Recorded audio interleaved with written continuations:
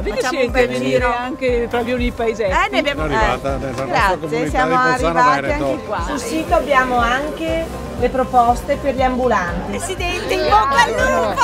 Grazie. C'è mio papà in lacrime. C'è bisogno di una politica che torni tra la gente, in ascolto delle persone. Speriamo che la sanità migliori. Dobbiamo assolutamente risolvere il problema delle liste d'attesa, perché in questo momento la sanità veneta non è un diritto ma è diventato un privilegio.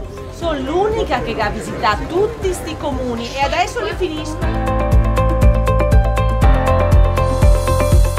Quando un giovane passa da un contratto precario a un contratto a tempo indeterminato, quel giovane può andare in banca e chiedere un mutuo.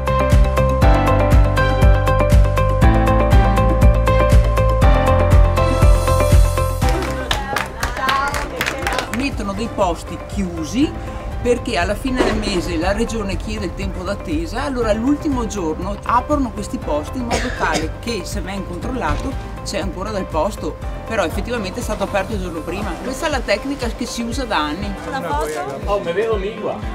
Ah, girala perché stai facendo un selfie. Non stai mica a baciarlo, sai?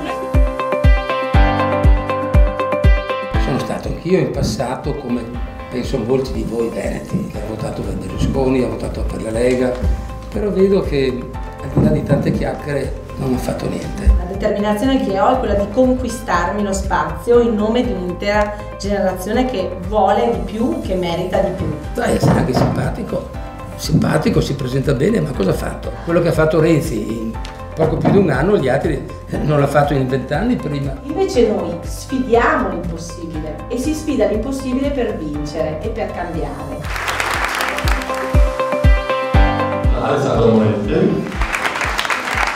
Ieri sera mio figlio Guido gli ho fatto vedere il film di Mennea.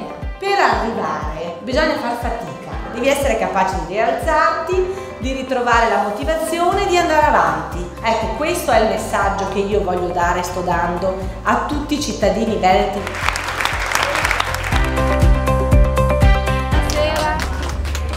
Mi piacerebbe che ognuno di voi provasse a pensare, se gli viene in mente, cosa ha fatto Zaia in questi 5 anni. Che c'è stata una decadenza sotto tutti i punti di vista. Noi in soli 2 mesi abbiamo registrato 23.000 posti di lavoro in più a tempo indeterminato.